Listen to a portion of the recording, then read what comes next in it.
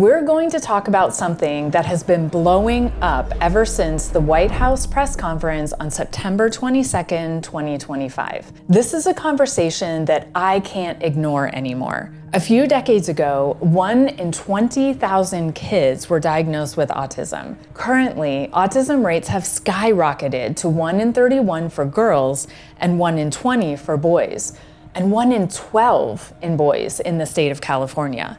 This is not okay. And clearly there is something more going on than just genetics. As a provider working in this field for almost 20 years, I have seen an increase in clients who are considered level 3 autism, or the ones that are severely affected. These individuals can be non-speaking, self-injurious, extremely anxious, cannot do basic skills such as toileting and showering on their own, and they will likely not be able to live on their own. These are the individuals who are most affected, and these are the people that the administration is referring to. It's come to a point where we need to have these hard conversations, ask these difficult questions, and try focusing on solutions, because being divided does not help our kids. So let's talk more about what the Trump administration is recommending and what I think parents and professionals need to take away from this conversation.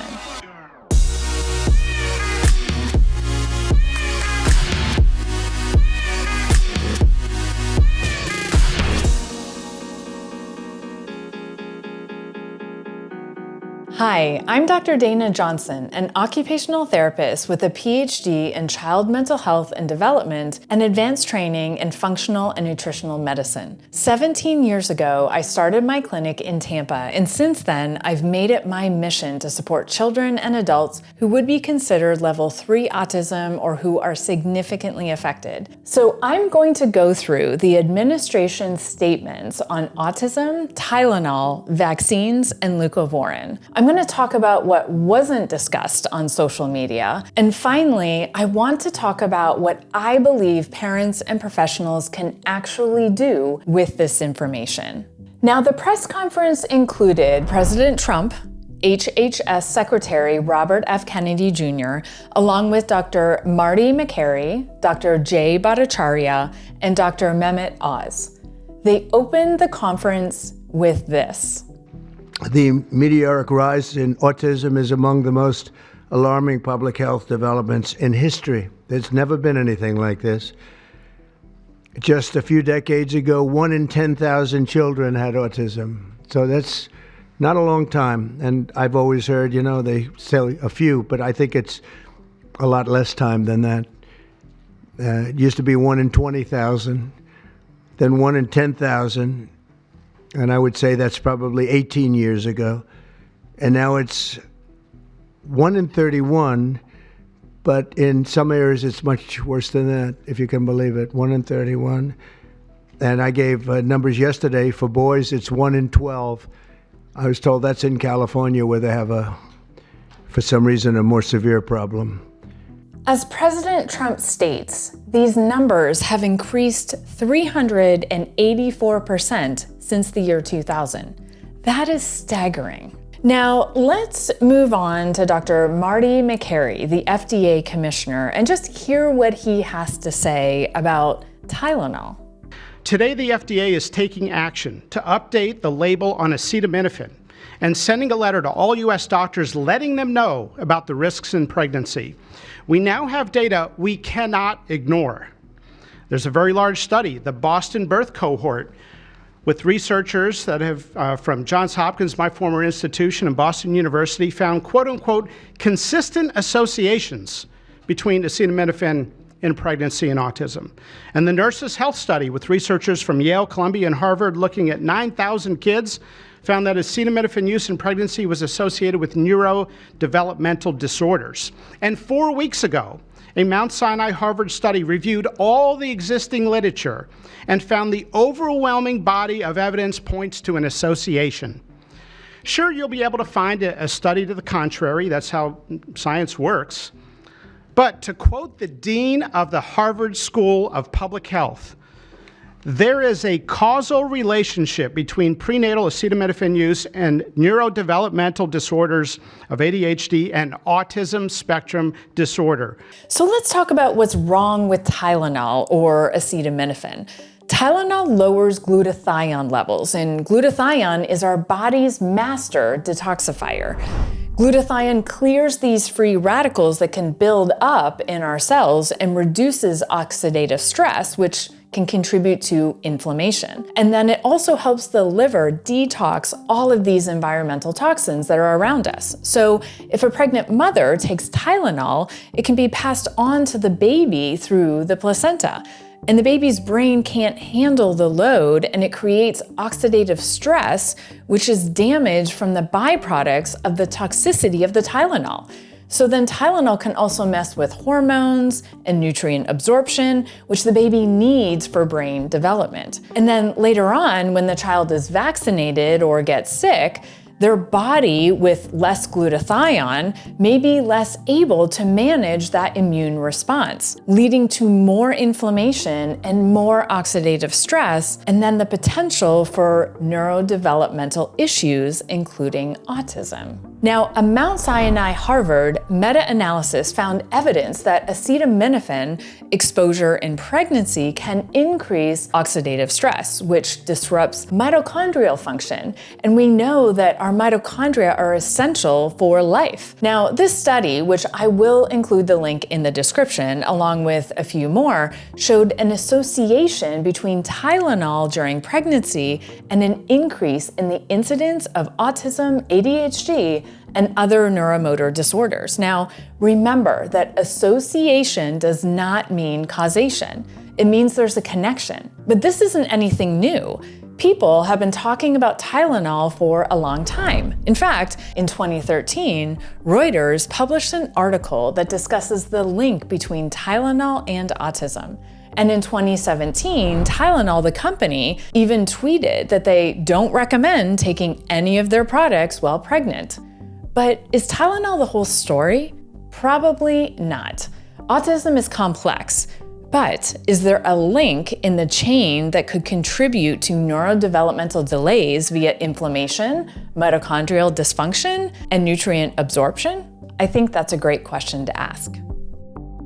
Now, the vaccine topic came up next. Discussion on spacing out the vaccine schedule, especially the MMR shots, delaying the hepatitis B shot, and the removal of mercury and aluminum from the vaccines. So let's listen to RFK Jr. address the need for more research on vaccines. We are continuing to investigate a multiplicity of potential causes with no areas of taboo. One area that we are closely examining, as the president mentioned, is vaccines. Some 40 to 70% of mothers who have children with autism believe that their child was injured by a vaccine.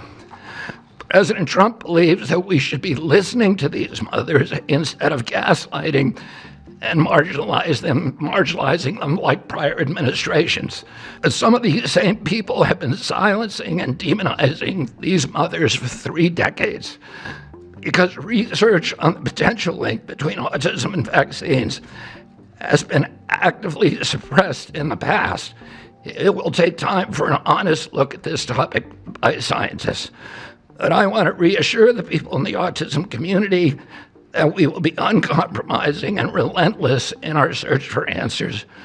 We will perform the studies that should have been performed 25 years ago. Over the years, I've read countless articles, books, and listened to experts on vaccines, vaccine safety, and how they're studied. And here's what I've realized. It's not so much how they're studied, but how little they're studied. So I'm encouraged by what RFK Jr. said because these mothers need answers. Most childhood vaccine clinical trials only follow for up to 5-day periods after the vaccine has been administered. You don't believe me? Well, you can check the vaccine package inserts for yourself. It's right there in black and white. And honestly, that should shock you. The problem is that the effects are not realized until a year or so down the road. So after an average of 5 days, most effects are not even seen. Now, you can find studies on childhood vaccines that are both for and against the link to autism. Most of the studies are criticized because of study design issues or ethical reasons. But the lack of evidence doesn't prove that something does or doesn't cause harm. It just means we need more information because we don't know. Yet there are people who, even after this press conference, said that studies have proven that vaccines do not cause autism. And that's simply not true. A new study was recently published by the Henry Ford Health System that received a lot of attention. And I say new because it was recently made public, but it actually was completed in 2020. It was a retrospective study, meaning that research looked back at health insurance data to compare vaccinated and unvaccinated children over time. The study suggested that children who were unvaccinated had fewer chronic health issues, things like asthma, ADHD, and even neurodevelopmental disorders, including autism.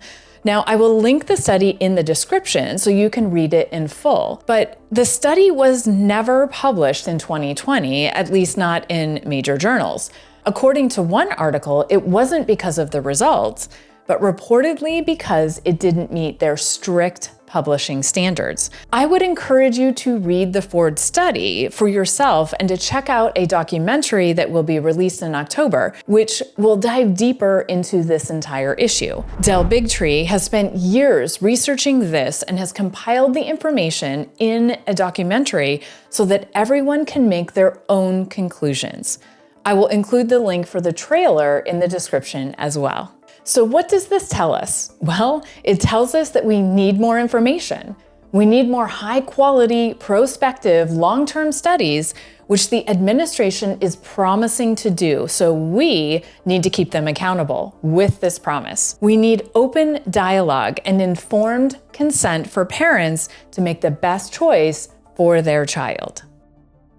Now, the drug Leucovorin, or folinic acid, was discussed next.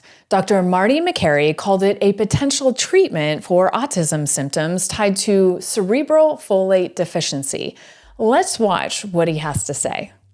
I'm also here to announce good news. Today, the FDA is filing a Federal Register notice to change the label on an exciting treatment called prescription Leucovorin so that it can be available to children with autism. You know, autism may also be due to an autoimmune reaction to a folate receptor on the brain, not allowing that important vitamin to get into the brain cells. It's a fairly established, mature pathway. Again, we have a duty to let doctors and the public know we're going to change the label to make it available. Hundreds of thousands of kids, in my opinion, will benefit. One study found that with kids with autism and chronic folate deficiency, 2/3 of kids with autism symptoms had improvement, and some marked improvement. Mr. President, you told us to do what's medically right, to go bold, and not worry about the corporations and the lobbyists, so that's what we're here doing today. Thank you, Mr. President. Good, thank you. Now, 70% of individuals with autism have a cerebral folate deficiency, and I'm going to link more information on that in the description. And this isn't new either. I've seen Leucovorin used with many of my clients over the years. Some responded very well to Leucovorin with improved regulation, motor planning, speech, and behavior, but not all kids respond the same way to this drug. But still, I see this as progress because they're acknowledging that autism has real medical underpinnings. And this makes so much sense because mitochondrial dysfunction, nutrient absorption issues, folate metabolism, and increased inflammation among individuals with autism is well documented. The frustrating part is that until now, so much focus has been on behaviors that need to be changed. But now we see that these medical issues play a role. Now, what are some things that we're not hearing about on the news and in social media? Let's take a look more deeply at those. And that's what Dr. Bhattacharya and Dr. Marty Makary talked about during their speeches. So let's take a look. I'm proud to announce today that the NIH has launched the Autism Data Science Initiative to turbocharge autism research, devoting an additional $50 million to the cause of studying autism. Nearly 250 research teams from across the country applied, sent in their applications and were peer-reviewed by the NIH review panels. The NIH review peer reviewers chose the 13 best projects focused on root causes and therapies, with replication and validation studies to guarantee gold standard science. Okay, let's pause for a second. Did you hear what he said? He specifically mentions looking at root causes and therapies. And this is so exciting for me for a couple of reasons. Now, first, because autism is a spectrum, there are biological and medical underpinnings. We need to look at all of the possible causes. If we want answers, we can't just keep putting the Band-Aid on the issue. The autism rates have increased to incredible levels in recent years, and genetics, while they may play a role for sure, it's not the whole story. Getting to the root causes can help give families the information that they need. We know over 70% of the US population has at least one chronic illness, including obesity, diabetes, and chronic inflammation, just to name a few.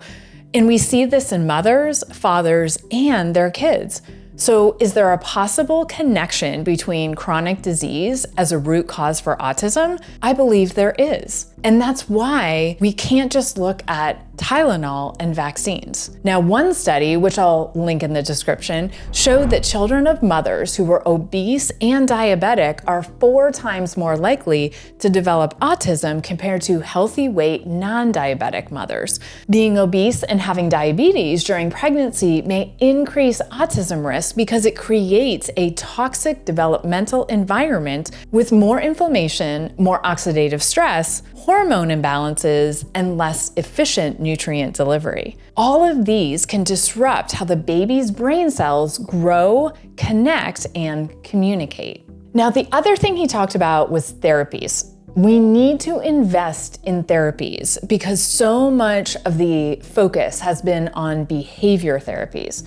Most therapies other than ABA are not covered by insurance companies, so families have to pay out of pocket for solid therapies that have allowed their children to thrive. And while they're effective, it does get expensive and difficult to afford. Now, at my clinic, we do offer scholarships, but families do have to pay out of pocket because the therapies we offer are individualized to their needs and not directed by the insurance companies. Families need a wider range of therapeutic options that are covered by insurance so that they can choose what works best for their child. Putting money into these studies will definitely help. Now let's listen to what Dr. Jay Bhattacharya says about the new types of research that he's putting $50 million into. The studies feature a new kind of science called Exposomics, where scientists consider environmental and medical factors, nutrition, events during pregnancy, in combination with biology and genetics to answer vital questions about autism. Science like this, conducted in partnership with families and physicians, is the best way to arrest and reverse the autism epidemic. Autism spectrum disorder encompasses a very wide range of symptoms, ranging from mild difficulties with social interactions to profoundly autistic children who experience severe disabilities in speech and behavior. Given this wide range of symptoms across the spectrum, it seems certain that there will be a wide range of biological contributors to explaining the cause. The great thing about the new NIH initiative on autism is that scientists will use rigorous advanced methods in causal inference, machine learning, organoids, and other fresh approaches to the problem. So what is exposomics?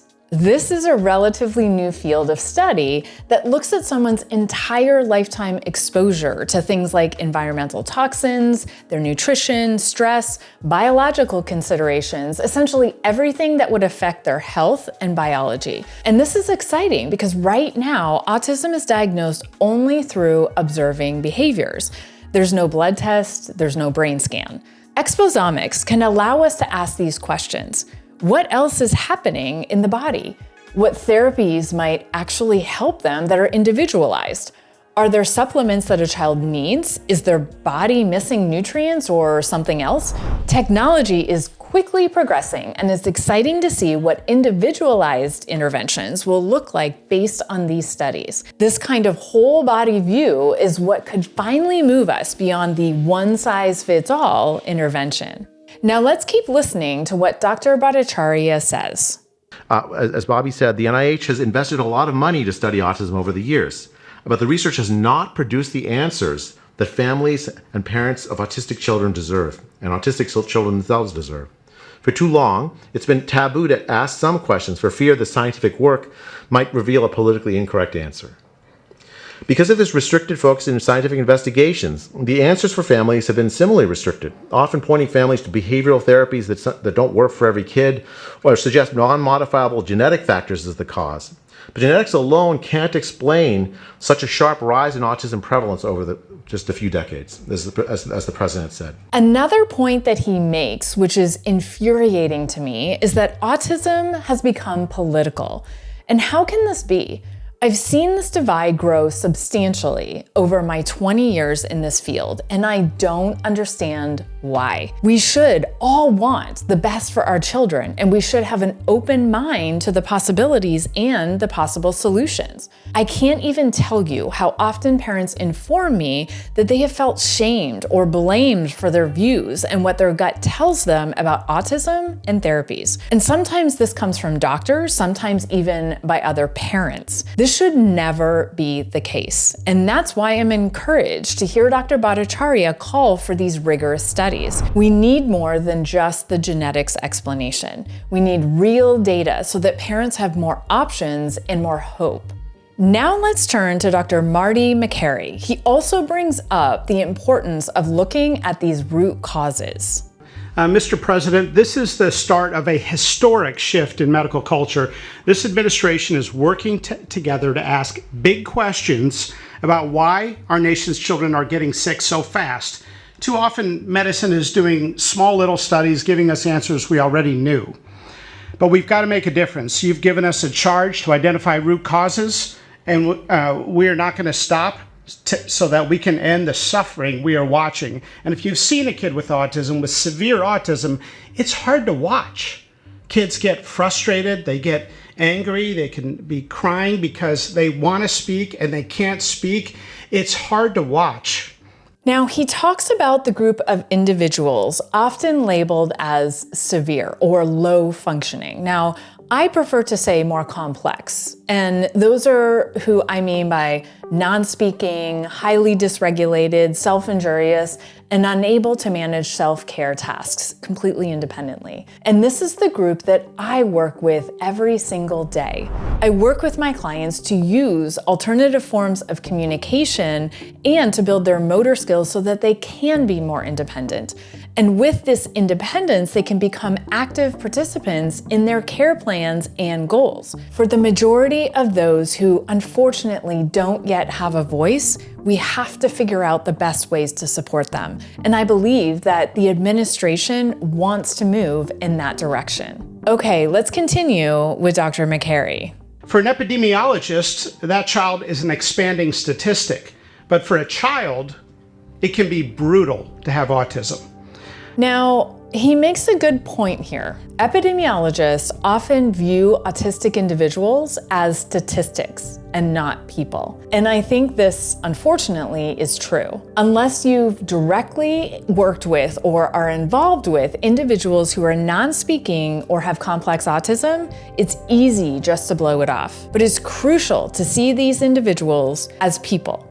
I feel that this is an opportunity for the administration to include these individuals with more complex autism and their families in the discussion, because without their input, the administration will completely miss the mark. So overall, I love that both Dr. Bhattacharya and Dr. Makary are pushing this conversation forward. Some of you will agree, and some may not agree, and that's completely okay. You're free to do so. Talking about root causes, therapies, research, and the complexity of autism is just the beginning. And if we can keep this dialogue going, we'll finally start to see the progress that many families have been waiting for and the individualized therapeutics that will support the spectrum of autism. So what can you do as parents or professionals? Well, first, have discussions. Don't be afraid to communicate and respectfully talk about your thoughts and feelings and ask those hard questions. Silence does not help anyone. Some may not want to discuss and choose to have one opinion, and that's completely fine. but others want to know and learn as much as possible. Educate yourself, and I'm not talking about Google. You have to dig deep.